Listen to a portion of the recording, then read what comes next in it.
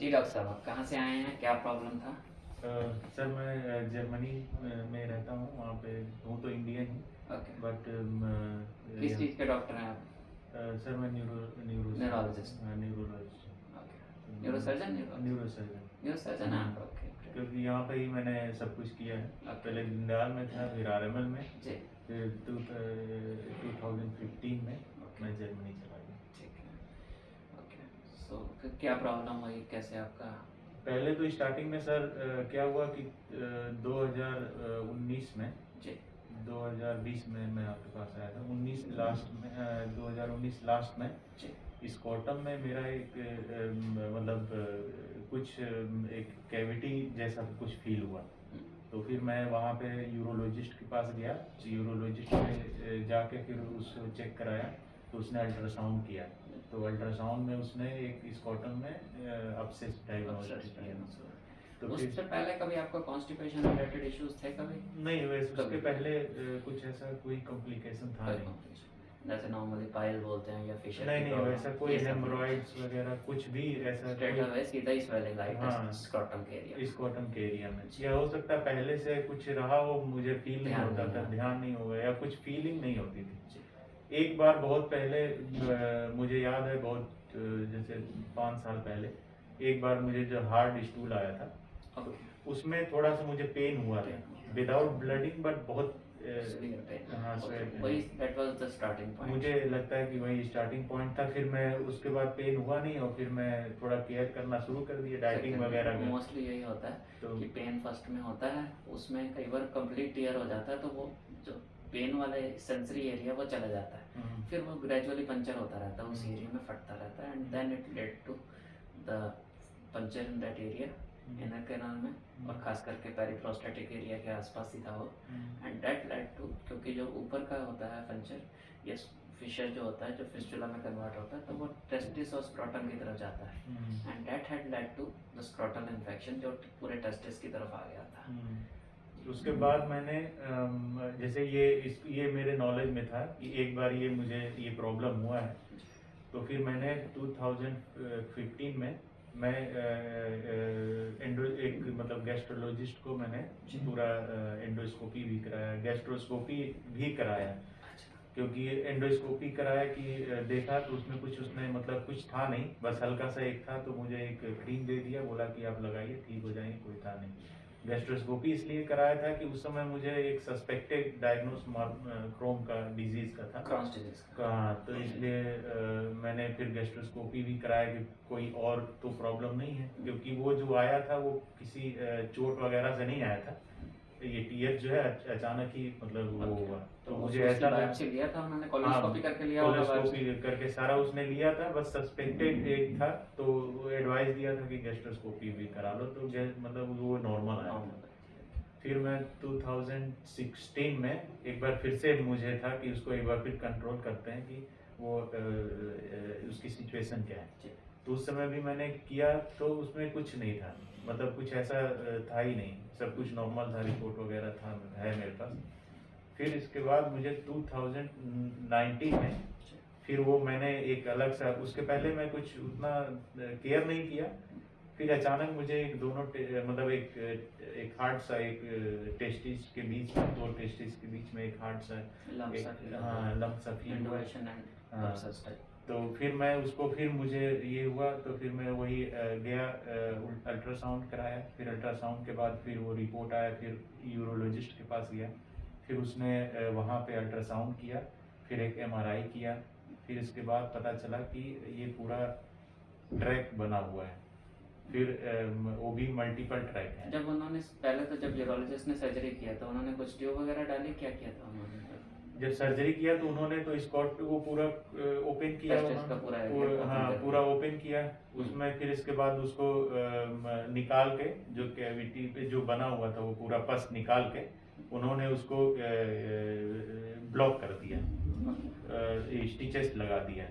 और स्टिचेस लगा के फिर उसमें एक ड्रेनाज वो जो है ड्रेन करने के लिए डाल दिया। तो 1 वीक था वो पूरा। तो उनका मानना था, उन्होंने ये एक्चुअली मल्टीपल ओपनिंग था, वो सही से केयर नहीं कर पाए, तो उन्होंने बस सीधे लाइन पे आई हैव ऑलरेडी पिक्चर्स मैं आपको दूंगा।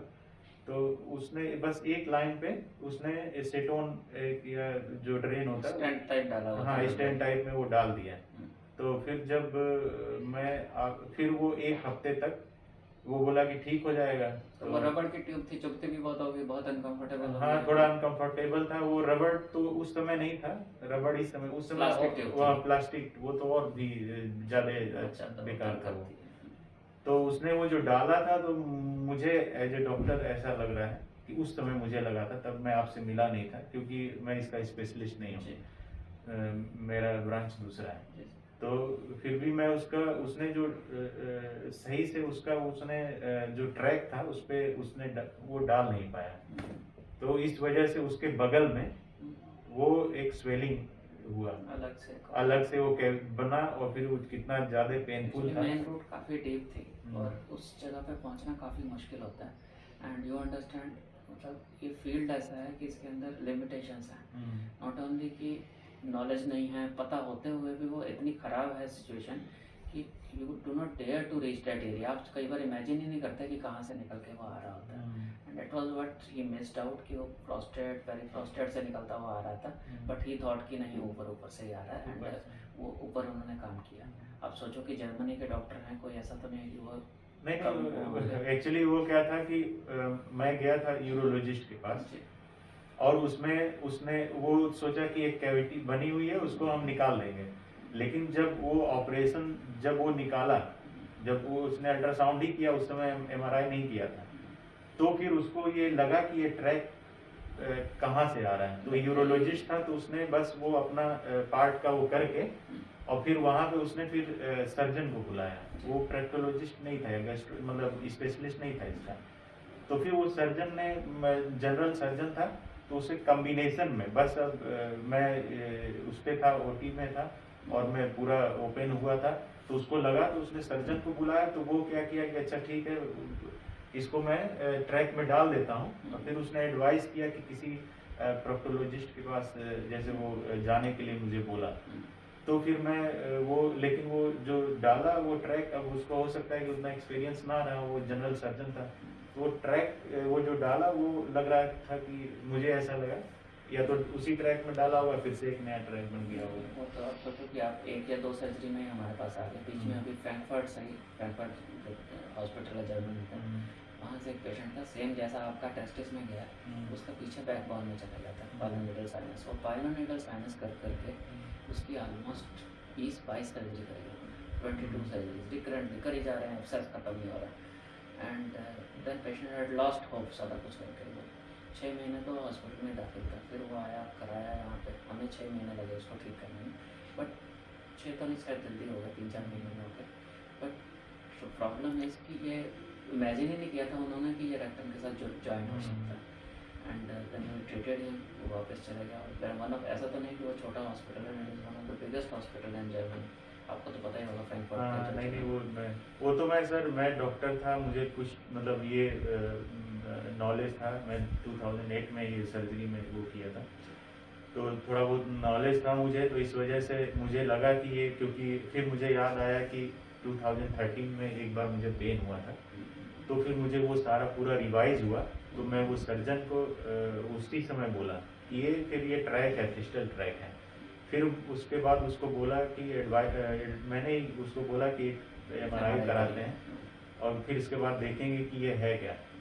एमआरआई तो वहाँ पे कराया, तो फिर वहाँ पे उसके बाद वो जो ट्रैक इतना मिला, तो वो इतना कॉम्प्लिकेटेड था वो, क्योंकि मैं 2 प्रोफेसर जो इसके स्पेशलिस्ट उनसे बात किया, तो उतना वो कॉम्प्लिकेटेड था। 2 ने तो बोला कि हम मतलब करें तो क्या करें, करें कि ना करें। हाँ, के लिए भी बोल दिया और उसने हार्टमन एक मतलब ये उस वहाँ तक पहुँच गया। अच्छा, हार्टमन प्रोसीजर बोल दिया, प्रोसीजर तक पहुँच गया था कि इसका कॉम्प्लिकेशन जो मुझे बोला, तो उसने बोला कि ऐसा भी तो हार्टमन प्रोसीजर तो एक तरह की परमानेंट कोलोस्टमी कर दी। हाँ। तो मैं बोला कि स्टॉप, फिर इसके बाद ऐसा नहीं। तो फिर उसमें भी मैं किसी स्पेशलिस्ट के पास वो किया। फिर इसके बाद मैं बोला कि मैं सोचा कि मतलब यहाँ पे ये मुश्किल है थोड़ा हैंडल करना। तो अब उसने जो फिर आपको ऐसा नहीं लगा कि मैं जर्मनी में बैठा हूँ, बेस्ट वर्ल्ड की बेस्ट जगह है, यहाँ नहीं करूँगा तो कहाँ करूँगा? कुछ तो दिमाग में आया होगा। सर फिर मैं वहाँ पे एक मेरा कोलीग था साथ का, क्योंकि उन्होंने जो ऑपरेट किया था स्कॉटम का टेस्टिस वो पूरा सूचर कर उसने बंद कर दिया था स्टिच दे के, और स्टिच दे के बंद किया था, पस निकल नहीं रहा था। और बैठ था जब आप आए थे, मुझे ध्यान है, इट वाज पूरा टेस्टिस और खराब हो रहा था। वो इतना खराब, उसको तो मैं एक हफ्ते यहाँ आने से एक हफ्ते पहले मैं बोला कि इसको खोलो, मैं बैठ के उसको एक तो दो तो मैं अपने से खोला, फिर मैं बोला कि मुझे जाना मतलब जाया तो उसमें कम से कम 2-3 मिलीमीटर जो मिलीलीटर जो है उसमें से पस निकला, तब मुझे आराम था तो और ज्यादा उसमें, और ज्यादा वो तो मुझे आराम हुआ। फिर ड्राई मैं रूट मिल गया उसको। हाँ फिर मैं आपका सर्च किया, आपका तो ये जैसे इंटरनेट पे मैं सर्च किया इसका जो भी स्पेशलिस्ट है, फिर काफ़ी ज़्यादा आपका यूट्यूब वीडियो है, काफ़ी हेल्प मिलेगा जो भी तो उससे है, तो मैं आपके काफ़ी ज़्यादा रिसर्च किया आपके, फिर आपके सारे वीडियो A to Z मैंने 24 या 48 आवर्स, क्योंकि ज़्यादा टाइम नहीं था, सारा देखा, क्योंकि कोई भी आदमी और ऊपर से एज ए डॉक्टर तो बहुत सारे क्वेश्चन होते हैं, तो फिर मैं तो आपसे मेरा एम भी यही होता है कि पेशेंट ही आंसर करे तो वो ज़्यादा अच्छा। मैं तो बोलूँगा, बट समटाइम्स क्या होता है कि एज ए डॉक्टर आप मोर ऑफ एकेडमिक हो जाते हो। पेशेंट की जो लैंग्वेज होती है वो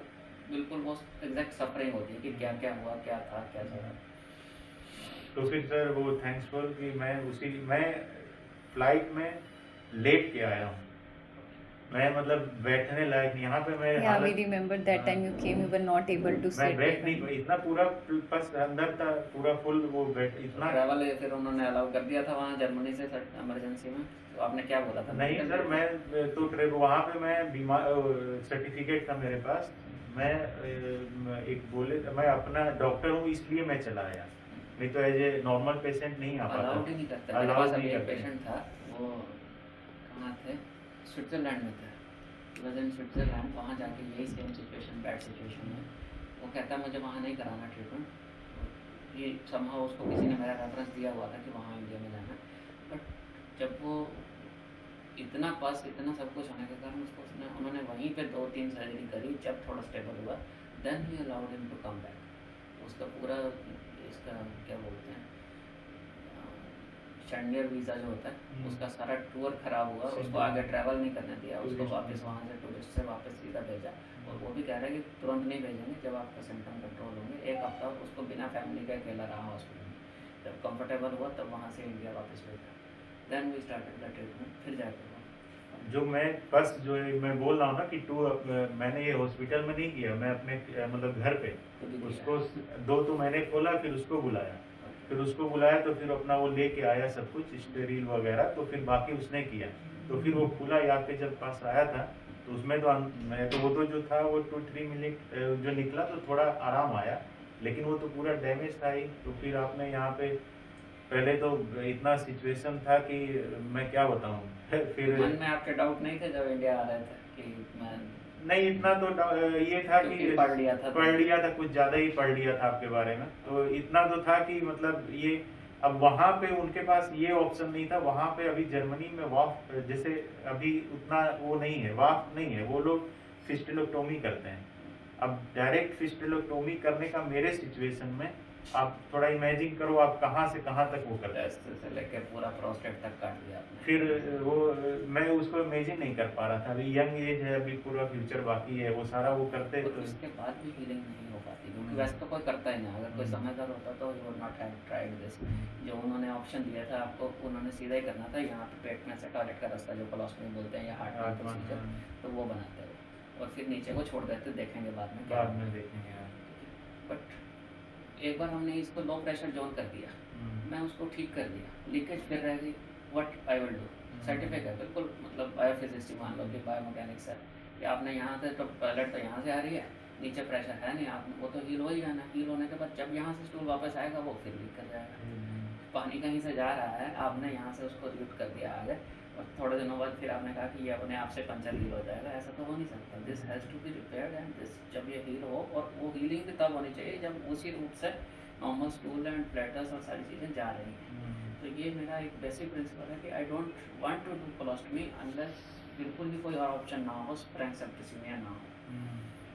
क्योंकि और कोई इंडिकेशन नहीं है फ्रैंक सेप्टिसिमिया के बिना। अगर आपने कोलोस्टमी करनी है then you have to think of permanent colostomy कि आपके पास कोई ऑप्शन ही नहीं है कि ये आप ठीक कर सकते हो। और यू हैव टू थिंक कि चलो आज मैं इसकी टेम्परेरी सेप्टिसिमिया से तो निकालूँ, बाद में ट्रीटमेंट होता है। वहाँ पे जब मैं आया था तो वहाँ पे एज ए नॉर्मल वही मैं सोचता हूँ ये बहुत स्पेशल केस, मेरा केस नॉर्मल केस नहीं है। नहीं, आपकी तरह के बहुत करे हैं हमने। तो बहुत इसी वजह से तो आपके पास आया ना, जैसे आपके पास देखा कि काफी ज्यादा इस और वहाँ के लोग लिए ऐसे भी हैं जिनको पेनिस में चला गया। पेनिस तक मतलब दे हैड ए हिस्ट्री। एक बॉम्बे से आता था पेशेंट जिसमें यहाँ तक था कि पूरा पेनिस ऑलमोस्ट स्वोलन ऐसे इतना इन्फेक्शन के कारण and it was full of पस। उसको तो ये लग रहा था शायद ये बचेगा ही नहीं, पेनिस तो हटाना पड़ेगा। हमने टेस्टिस पेनिस सब बचाया and is still in the normal physical.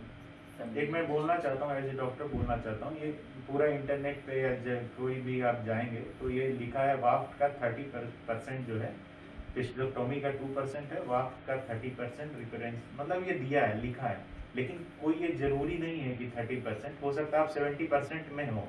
तो मुझे that is one thing, but मैं ये कहता हूँ कि it is not always waft. मैं जब करता हूँ it is many times combination of procedures. वो आई मुझे हैव टू feel है। Combine it with seton, I have to combine with lift, whatever is required. Multiple developments की जरूरत है वो। तो आप इस चीज़ में मत जाओ कि आपका 70% रेट लिखा है, 30% रिकरेंस है। 30% नहीं, आपने कहा आप मान के चलो कि आपका कोई रिकरेंस नहीं हुआ ना, हो सकता है 2-5%।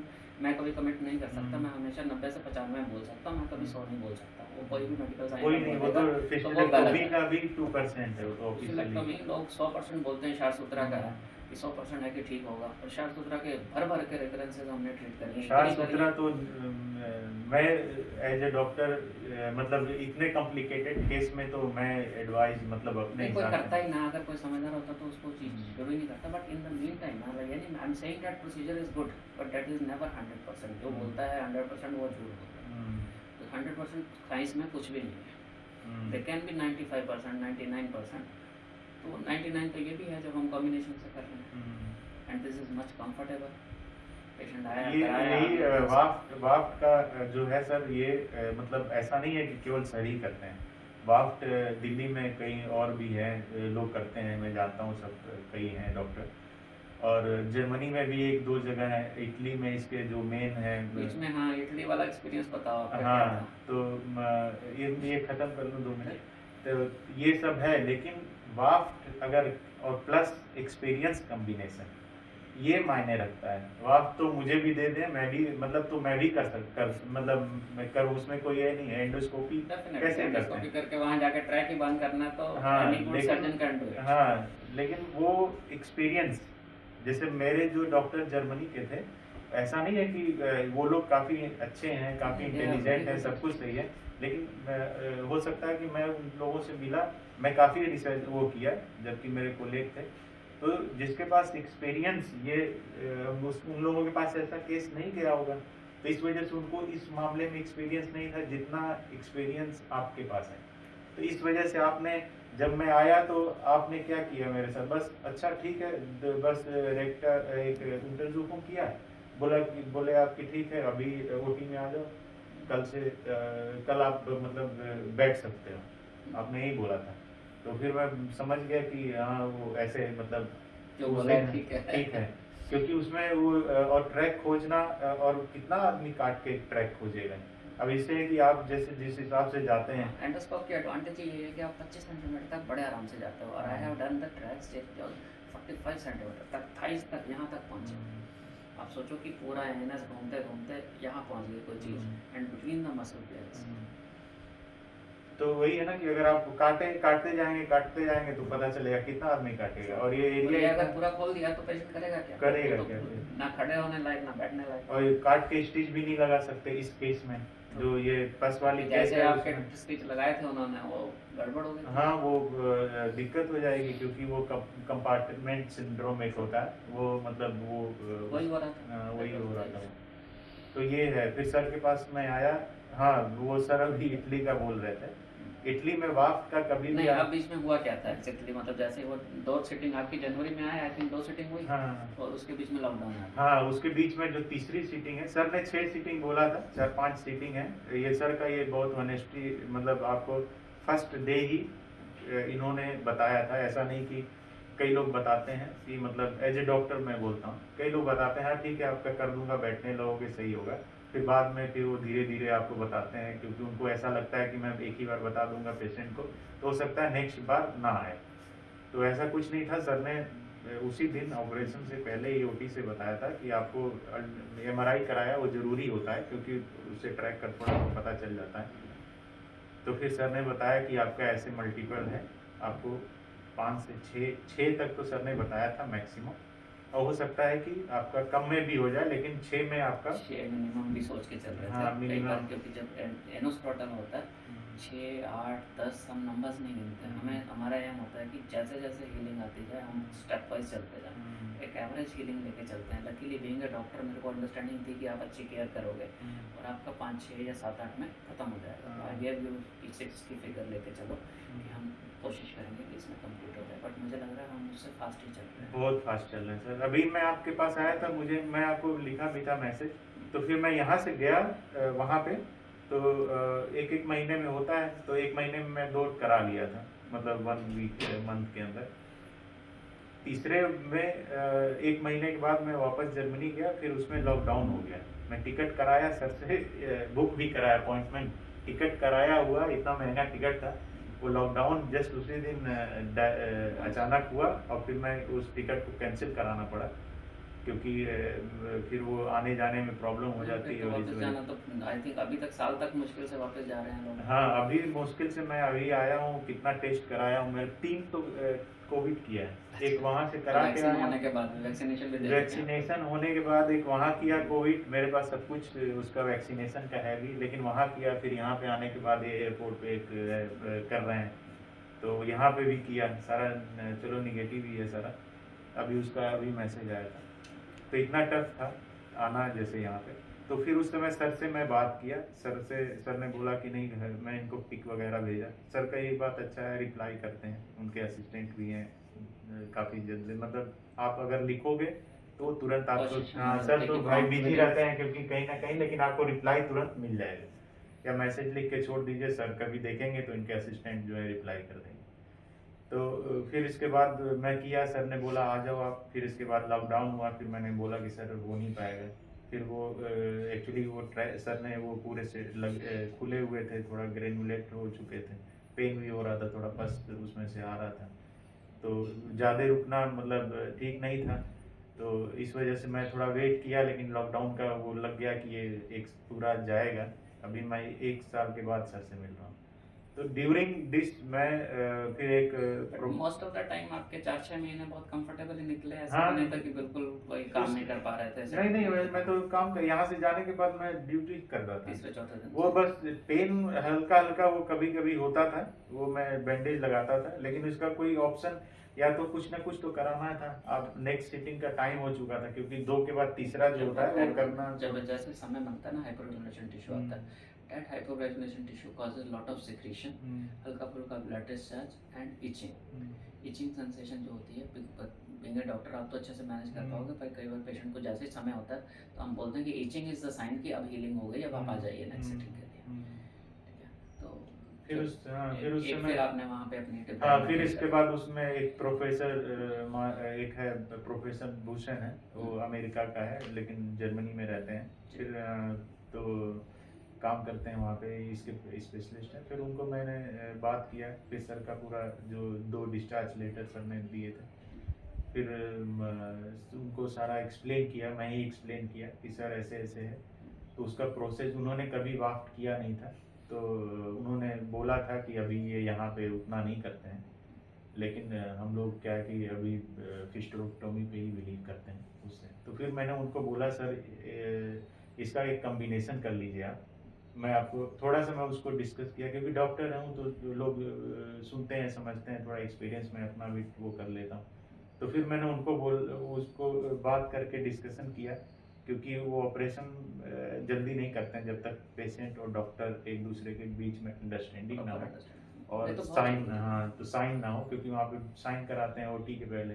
तो फिर जब वो एक क्लियरेंस आता है 2 पन्ने का होता है, तो उन्होंने बोला, तो मैं सर से बोला, टर्मिन वगैरह लिया, फिर उनको बोला कि सर आप ऐसे ऐसे है, वो बोले कि वो क्या सजेस्ट किए कि ये पूरा ट्रैक जितना अंदर का ट्रैक था वो पूरा सर ने जो काम किया था वो, और ऊपर से इस कॉटन पे जो 2 सेटोन लगे हुए थे। पिक्चर सर के पास होगा, मैं इनको दूंगा तो ये शायद ज़्यादा समझ में आएगा, शायद डालेंगे तो फिर उन्होंने बोला कि ये आपका एक है, ये इसको पूरा मैं निकाल देता हूँ, पूरा फिस्टोटॉमी का ही उन्होंने बोला लास्ट तक। तो फिर मैं बोला कि सर इसको ऐसा करते हैं, मतलब मैं अपना सजेशन दिया, पूरा कर देंगे तो फिर मैं प्रॉब्लम में आ जाऊंगा, और फिर वो अगर हील नहीं हुआ या कुछ हुआ तो फिर मुझे फिर वो हार्टमैन उसका फिर उस पे ही जाना पड़ेगा। तो फिर मैं बोला कि सर आप इसको ऐसे कर लो कि जहाँ मैं सर के पास थोड़ा पहले आया था तो सर का जो किया था उन्होंने, तो मैं डॉक्टर हूँ तो थोड़ा सा कॉपी किया था। अब हम लोग का काम ही है कहीं भी जाओ थोड़ा बहुत तो कर ही लेते हैं, और सर्जन को थोड़ा सा वो था। तो फिर मैं उनको बोला कि सर आप ऐसा करो कि ये जो 2 थे वो थोड़ा सा काफी ज्यादा, हाँ वो डिब्राइडमेंट कर दिया। हाँ, तो मैं बोला कि सर इसको आप डिब्रीमेंट कर दो और इतना ही करो, आप स्टूप में मतलब पार्ट वाइज में करो, इतना कर दो तो फिर मुझे थोड़ा सा टाइम मिल जाएगा और हीलिंग का भी थोड़ा सा रहेगा। तो वो उसमें 2 मैंने 3-4 सेंटीमीटर तक डिब्रीमेंट उनसे बोला कि आप ये थोड़ा सा वो कर दो। और एक जो आपने जो डाला था वो तो अच्छा हुआ कि आपने डाला था, फिर वो बोले कि ये वाले तो मेरे आप सर बहुत सॉफ्ट एक डालते हैं, तो उनके पास एक रबड़ का आता है, 3 टाइप्स के आते हैं, उसमें एक रबड़ का है, ये भी नॉट बैड, क्योंकि मैं भी कम से कम प्लास्टिक से मच बेटर था, मच बेटर था। हाँ ठीक था, वो थोड़ा सा इरिटेशन करता है स्किन पे, बट हाँ, फिर भी लेकिन बेटर ठीक होता है, वो काफी ज्यादा फ्लेक्सिबल होता है, काफी हार्ड नहीं होता है, थोड़ा अच्छा मतलब उतना प्रॉब्लम नहीं था। तो फिर उन्होंने मैं बोला कि सर वो जो निकाल के ये जो अंदर का ट्रैक है उसको उसमें आप ये उसी के सहारे, क्योंकि ट्रैक ने सर सारे ट्रैक को देख लिए हैं, सारे ओपन किए हुए हैं ऑलरेडी, तो आप उस ट्रैक में इसको डाल दो, आप चेंज कर दो। वो बोले कि चेंज करना, क्योंकि वो थोड़ा काफी टाइम भी हो गया था, तो उनको मैं रिक्वेस्ट किया कि इसको इसी में चेंज कर दो, ये ट्रैक को अभी आप छुओ मत अंदर वाले, ये बाहर वाले डिब्रीमेंट कर दो। और फिर उसके बाद मैं देखता हूँ, मतलब देखूंगा नेक्स्ट टाइम, या तो अगर लॉकडाउन खुलेगा नहीं तो नेक्स्ट टाइम हम देखेंगे कि उसको फिर से क्या, मतलब एक बार फिर चेंज ऑफ से सर्टन हो जाता तो कोई दिक्कत नहीं, फिर तो डिस्कस क्योंकि ये करेंगे। था अंदर इतना कि प्रॉब्ली वो उसको निकालने की सोच ही नहीं सकते उस टाइम सिचुएशन। तो फिर उन्होंने फिर इसके बाद जब डिब्रीमेंट किया तो उसमें एक था, तो उसमें ये 12 हुआ थे, जस्ट एक के आप 2 देखा होगा आपने, 2 उसमें पड़े हुए थे, तो बोले कि एक ये भी टैग है। तो जब उन्होंने ये पूरा डिब्रीमेंट किया या निकाला सारा, तो उसमें 2 थे, तो उन्होंने एक तो पड़ा हुआ था पहले, एक उसके सहारे डाले और दूसरा फिर इसके बाद तो उसी के सहारे एक दूसरा डाल दिया।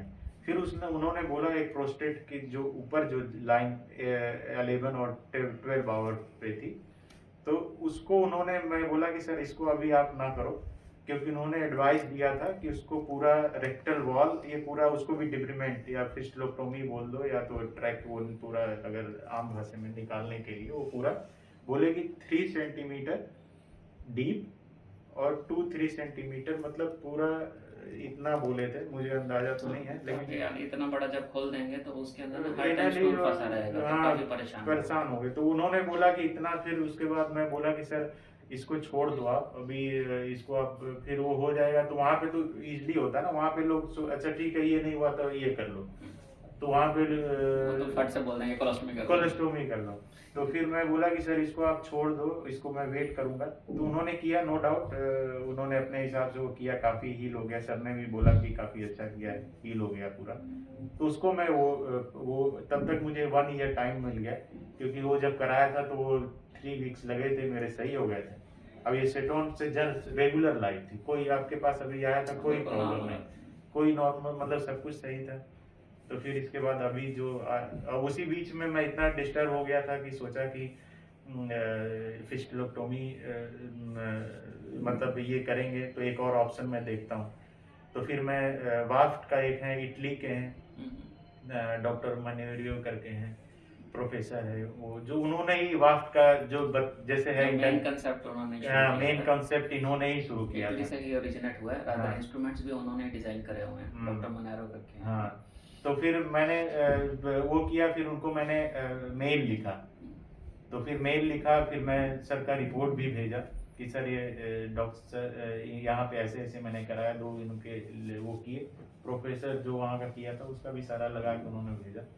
तो बोले कोई नहीं, फिर उन्होंने फिर एक टेलीफोन का वेब कैम का एक, पहले ये लॉकडाउन चल रहा था तो उन्होंने बात किया पूरा सब कुछ, नो डाउट टेली कंसल्टेशन किया। हाँ टेली कंसल्टेशन किया, कोई फीस वगैरह तो नहीं लिया क्योंकि मैं डॉक्टर हूँ, उनको बताया तो एज ए कोलीग ही उन्होंने वो किया, लेकिन उनका फीस काफ़ी हाई है वो मैं आपको पहले बता देता हूँ।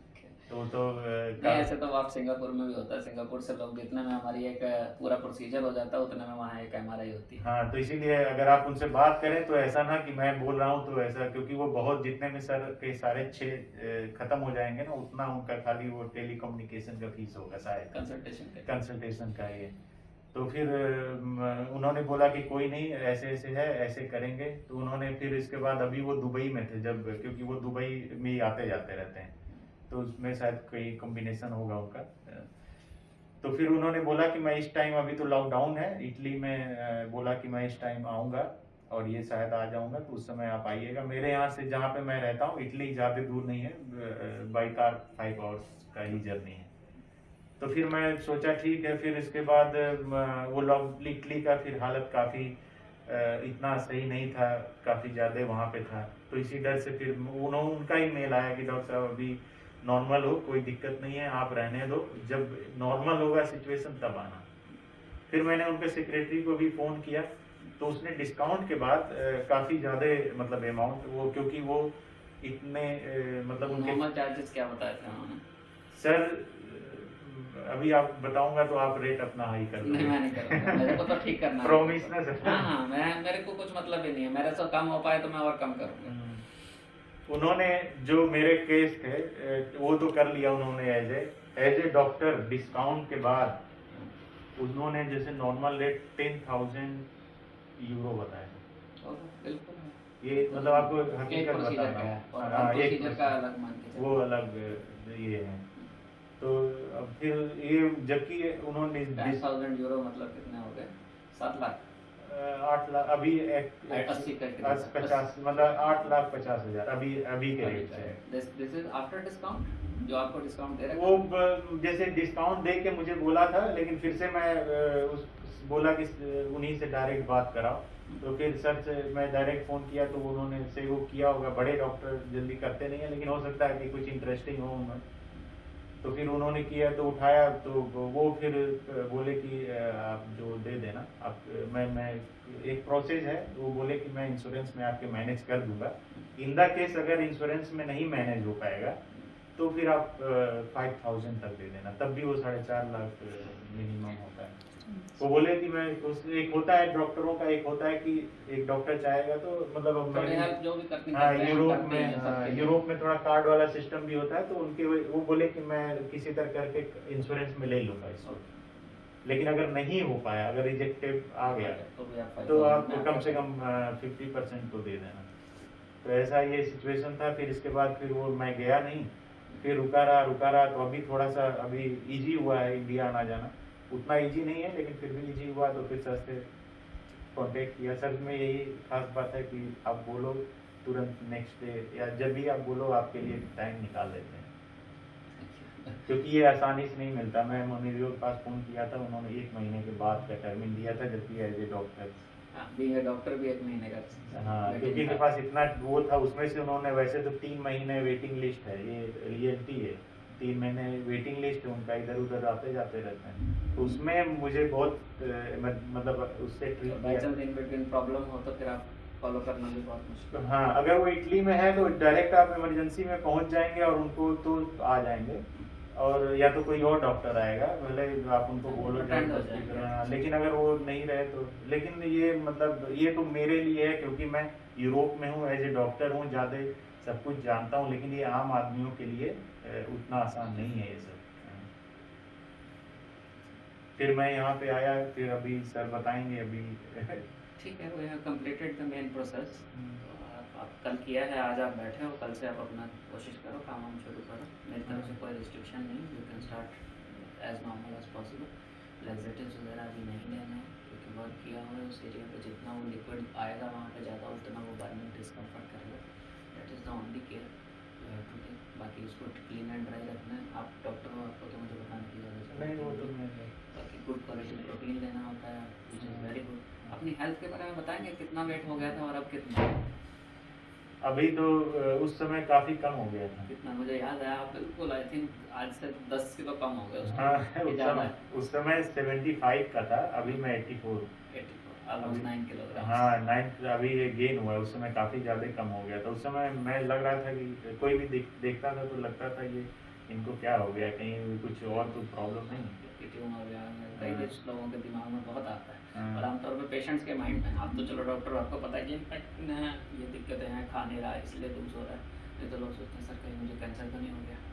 ये है क्योंकि वो ऐसा थोड़ा फेस ऐसा हो जाता है, पूरी फेस फैट ऐसे हो जाता है और फिर थोड़ा सा उस फेस Stress पे भी है। स्ट्रेस दिखता है वो पूरा कि ये मतलब उस सिचुएशन में कहीं भी उस समय जब आया था तो अभी तो मैं ऐसा बात कर रहा हूँ, उस समय तो मैं इतना नहीं था। है, बहुत काफ़ी ज़्यादा नर्वस भी थे आप, मुझे लगता है हाँ, कि स्ट्रेस ही इतना होता है मेरे को, पता नहीं क्या होने वाला है मेरे साथ। And it is very much natural, ऐसा नहीं कि आप सोचोगे कि आपके साथ है, it is with everyone. Sir, मैं हम पूरे फेसेस चेंज देखते हैं, हाँ, before treatment, during treatment, after treatment, पूरी की पूरी शक्ल ही बदल जाती है। मैं बोलूँगा, सजेस्ट करूँगा, मैं एज ए डॉक्टर झूठ नहीं बोलूँगा, ये जितने भी मैंने आपको बताया, लोग कभी कभी बोलते हैं कि यूट्यूब पे जो वीडियोस है वो उतना ट्रूली नहीं होता ये सब कुछ, लेकिन ये गलत है। मैं उसी को देख के आया था और मैं ये वीडियो इसीलिए रेडी हुआ क्योंकि कोई अगर देखे तो वो भी इसका मतलब Definitely, मेरे पास गायनेकोलॉजिस्ट, गैस्ट्रो सर्जन्स, बीच में भी एक न्यूरो सर्जन थे, एक कार्डियोथोरेसिक सर्जन थे नोएडा से, बट वो लोग थोड़ा शाई करते हैं। डॉक्टर्स हैं तो वो नहीं बताते, गायनेकोलॉजिस्ट है तो वो बात नहीं करेंगे आगे से, but this needs to be speak talked. अगर ये बीमारी ही ऐसी है, it is not easy disease, if you do not talk about it, उसके बारे में बात नहीं करेंगे, बताएंगे नहीं, तो कोई उसके बारे में नॉलेज ही नहीं पता चलेगी। And it is patient experience. अब आपका एक्सपीरियंस है 6 सीटिंग का, 7 सीटिंग का, विच इज़ रिक्वायर्ड। अगर कोई सोचे कि नहीं अरे मेरे तो 6 ऑपरेशन हो रहे हैं, मेरे 10 ऑपरेशन हो रहे हैं, 10 क्या हो सकता है 15 भी करना पड़े, ठीक होने से मतलब है, in the right way with minimum discomfort. करने को एक ऑपरेशन में सब काट के रख दूँ, फिर आप 6 महीने बेड पे चले जाओ, नौकरी वोकरी सब छूट जाए, कुछ करने लायक नहीं, और उसके बाद भी हीलिंग का पता नहीं कि होनी है कि नहीं होनी होनी है कि नहीं। और लेकिन मैं यही बोलूँगा कि ये सारे जो यूट्यूब पे जो है ये काफ़ी हद तक मतलब मेरी हिस्ट्री तो मैं एज ए डॉक्टर 100% ये सारे जो स्टेप बाय स्टेप बताए हैं इसमें कहीं से भी कुछ भी वो नहीं है, ऐसे ही ये हुआ है पूरा मेरे साथ। पर आप और- जब देखे थे तब आपको कभी डाउट आया था कि नहीं इसमें शायद कुछ ये है, कोई ये नहीं है, ये सही नहीं है, या ये डाउट है? नहीं सर, ऐसा शुरू में तो ऐसा जैसे और लगा थोड़ा कि कैसे होगा कैसे नहीं, लेकिन मैं अभी भी ये बोलना चाहता हूँ, वाफ्ट यहाँ पे बहुत लोग करते हैं। एज ए डॉक्टर मैं जानता हूँ ये अच्छे अच्छे हॉस्पिटल जो भी है, नाम नहीं लेना चाहूँगा, लेकिन अच्छे अच्छे जो हॉस्पिटल वहाँ भी वाफ्ट पूरे करते इंडिया हैं। में, पूरी दुनिया में हो रहा है। लेकिन इसमें आपको एक्सपीरियंस कॉम्बिनेशन एक्सपीरियंस जो होता है वो बहुत मैटर रखता है, क्योंकि हर कोई यहाँ पे मतलब सर्जन के पास जो एक्सपीरियंस होता है वो बहुत ज़्यादा मैटर रखता है, और सर के पास मेरे मैं एक्सपीरियंस हमेशा यही बोलता हूँ कि डॉक्टर्स बेस्ट से बेस्ट हैं, बट डिजीज उससे भी खराब है कि हर आदमी उसको करने के लिए मुश्किल है। एंड उससे भी ज़्यादा patient motivation, patient consistency to understand the process, और उसकी हीलिंग की will, which is most important. सबसे इम्पॉर्टेंट अगर पेशेंट के अंदर हीलिंग की विल है तो वो बहुत जल्दी ठीक होगा। अगर उसमें विल ही नहीं है, उस समय मन है कि पता नहीं मैंने होना कि हाँ, हर टाइम डाउट में ही रहना है, तो उनका मैंने देखा कि जिनकी 4 सीटिंग बोलते हैं कई बार 8 में पहुँच जाते हैं, और जो हम 3-5 सोच के चलते हैं वो 2-3 में ठीक होकर निकल जाते हैं, इतनी अच्छी हीलिंग होती है। It is internal thing. हालांकि साइकोलॉजिकली कोई साइंटिफिक कोरिलेशन नहीं है, बट मैंने देखा है कि how you take the things, कैसे आप उसको चैलेंज को फेस करते हो, कैसे उसी हिसाब से आपकी बॉडी रिएक्ट करना शुरू करती है। लेकिन इसमें आप जैसे ये तो मैं बोलूँगा इसमें थोड़ा टाइम तो लगेगा, ये तो डेफिनेटली लगेगा। डेफिनेट टाइम हर एक के लिए नहीं है, आप इस स्टेज में आए हो इसलिए है, हाँ। या डिजीज ही कॉम्प्लेक्स है इसलिए। इसलिए पर जिनकी डिजीज मॉडरेट है या अर्ली स्टेज में, वो तो- उनको तो 1 गो में आना है और उसके बाद आना ही नहीं है। हाँ, अब जैसे मेरा ऊपर वाला था वो तो 2 वीक्स में ही मतलब वो पूरा कंट्रोल हो गया। थोड़ा सा वो लगता है, लेकिन इसको एक अच्छे मतलब करा लेना ही बेटर है, क्योंकि फिर वो ट्रैक पे ट्रैक और वो सब पूरा फिर ज़्यादा कॉम्प्लिकेट, जैसे मेरे केस में ही कॉम्प्लिकेटेड हुआ। तो अगर मैं रोडेंट की तरह है, फिस्टुला तो रोडेंट चूहे की तरह मैं बोलता हूँ, ये अंदर ही अंदर कुतरता जाता है, इधर रास्ता बंद हुआ दूसरा, दूसरा बंद हुआ तीसरा, और ये कितना बहुत खत्म करेगा पता ही नहीं। पता नहीं, और वो हील नहीं होगा क्योंकि पस होगा, सेल्स हेल्थी नहीं होंगे, वो हील नहीं होगा। तो इसलिए ये मतलब, लेकिन मैं अभी लास्ट सर से हो गया काफ़ी टाइम, तो जस्ट यही मैं बोल रहा हूँ कि मैं बहुत ज़्यादा मतलब अच्छा फील कर रहा हूँ अभी, और काफ़ी ज़्यादा मतलब सर के ट्रीटमेंट से काफ़ी ज़्यादा सेटिस्फेक्शन है मुझे। और सबसे इम्पोर्टेंट होता है जब डॉक्टर सेटिस्फाइड जाता है, बीच में एक न्यूरोलॉजिस्ट हैं तो वहीं से आता था, ही वाज आल्सो बैड, मतलब कई सर्जरी कराई, फिर यहाँ आए 2 से 3 सिटी में उनका ठीक हो गया। हर कोई त्यौहार हो, हर चीज़ में उनका मैसेज होता है regularly, you have change my life. मतलब इट इज़ नॉट, वो उस चीज़ को देख के अच्छा लगता है कि जो आदमी मतलब बिल्कुल ही इनकेपेबल हो गया था and he is back to normal, and वो अपनी अब खुद सारी सर्जरीज परफॉर्म कर रहे हैं, इतने लोगों को ठीक कर रहे हैं जाकर। मैं एक बस लास्ट में ये बोलना चाहूँगा सर, एज ए डॉक्टर मैं एडवाइस देना चाहूँगा, कोई भी अगर इसको देखेगा ही, अगर किसी को भी इस टाइप में प्रॉब्लम हो, डजेंट मैटर कोई भी ब्लड आना है या हेमोरॉइड टाइप में या तो कुछ भी है, अगर ऐसा हो, मेरा केस यही हुआ था एक बार, मतलब कोई भी कुछ भी हो तो प्लीज़ कांटेक्ट करें। किसी ने प्रॉन्स भी बोला था आपको? हाँ। यहाँ पे भी बोला था इस बार भी? इस जर्मनी बार में भी? हाँ, वो जर्मनी में बोला था क्रॉन्स के लिए, फिर मैंने फिर से गैस्ट्रोस्कोपी कराया कि उसका फाइंड आउट करने के लिए कि कुछ ऐसा तो नॉर्मली नहीं। क्रॉन्स और ट्यूबरकुलोसिस आर टू थिंग्स, जब फिस्टुला गड़बड़ होता है तो लोग सोचते हैं ये हो गया, हाँ, बट उसका विदाउट रीजन रियलाइजिंग कि उसके इंटरनल जब तक नहीं डील करते हैं तब तक आप बाकी सब चीज़ें सेकेंडरी हैं। अगर क्रॉन्स है वो भी ठीक हो जाता है, we have treated Crohn's fistula, we have treated tuberculosis fistula, but ठीक होने के बाद अगर हम बीमारी को कंट्रोल नहीं करते तो हो सकता है वो नहीं जगा पाए। We have to give the Crohn's disease treatment also, tuberculosis का ट्रीटमेंट। Crohn's आपके केस का- में क्रॉन्स नहीं है, नहीं 100% है। नहीं है, कोई डाउट नहीं है मुझे भी लगा, उन्होंने एडवाइस दिया, उन्होंने तो मेडिसिन भी बोला, तो मैं बोला कि अभी क्रॉस फिस्टुला हमने इतने किए, हमें पता दिखता है क्या नहीं लगा, क्या होता है उसको, हाँ, और इस तरह से नहीं होता, उसमें मल्टीपल कई कई ओपनिंग्स, छोटे छोटे इनोस्क्रोटल एंड नंबर ऑफ थिंग्स होती हैं। लेकिन वही मैं लास्ट में बस वो करना चाहूँगा कि मतलब मैं सेटिस्फाई हूँ काफ़ी ज़्यादा, और मेरा केस मैं काफ़ी लकी हूँ कि मैं यहाँ टाइम टू टाइम मतलब सब कुछ लास्ट में ही पहुँचा, खराब करके ही पहुँचा, लेकिन पहुँच गया। अगर यहाँ पे मैं नहीं पहुँचता तो फिर वही मैं बता रहा हूँ फिर से, फिर जो एडवाइस जो था, एक होता है कि जो आपका पूरा, हाँ, वो जो लगाते हैं एक आर्टिफिशियल आपका एक आर्टिफिशियल यहाँ पॉटी के लिए ओटी के लिए एक पैकेट लगा देता, वही लाइफ भर रहता, और मतलब ये एक इसका मतलब बनता है, ऐसा सिचुएशन बनने से पहले मैं आ गया। तो ये एडवाइस करूंगा कि लोगों का अगर इन केस है तो इसका लास्ट सिचुएशन यही होता है कि अगर आप सही नहीं करेंगे तो ये सारा आपका वो कर देगा सब, फिस्टुलेक्टोमी और ये सब करके फिर आपको एक लगा देगा, वो अनकंफर्टेबल होता है वो, मतलब आपको परमानेंट कोलोस्टमी के लिए बोल रहे थे। मेरे पास पेशेंट ऐसे भी हैं जिनको टेम्परेरी कोलोस्टमी किया, सर्जरी किया, उसके बाद जब कोलोस्टमी बंद किया फिस्टुला फिर वापस, कितना डिसहार्टनिंग और कितना ट्रॉमेटिक होगा किसी पेशेंट के लिए, साइकोलॉजिकली, फिजिकली तो छोड़ दो चलो, एंड स्टिल वो वाले पेशेंट भी आए, फिर हमने नीचे से ही सारा काम किया और वो ठीक हो गया।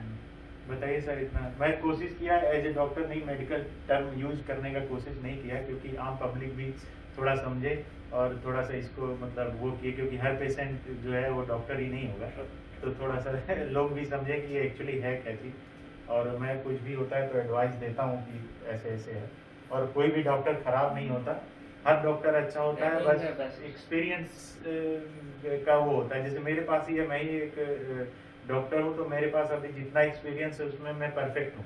कोई भी नया केस आता है तो मुझे अपने सीनियर को के साथ ही मैं अटेंड करता हूँ या करता हूँ उसको, कि मेरा फ्यूचर मतलब में भले वो तो जो पेशेंट ठीक होना इम्पोर्टेंट है, सबसे हाँ। इम्पोर्टेंट वो चीज़ है कि जो आया है वो ठीक हो गया। अब सर के पास जहाँ से भी एक्सपीरियंस है, मुझे लगता है कि इस केस में या मतलब इस टाइप के और भी डिफिकल्ट केस में सर के पास और भी यूट्यूब पे वीडियो है, मतलब अनबिलीवेबल एक्सपीरियंस है सब। आप सर का तो एक खास बात है, आप लाइव उस पर देखो, कई तो ऑपरेशन सर ने लाइव डाले हुए हैं कि आप जाओ, ऐसा नहीं कि आप केवल कर रहे हो, आप न्यूज में जा रहे हो, या आपने लाइव ऑपरेशन डाला हुआ है कि ऐसे में आप कर रहे हैं।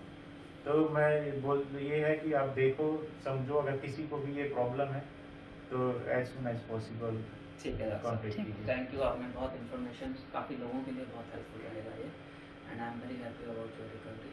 Thank you sir, thank you sir.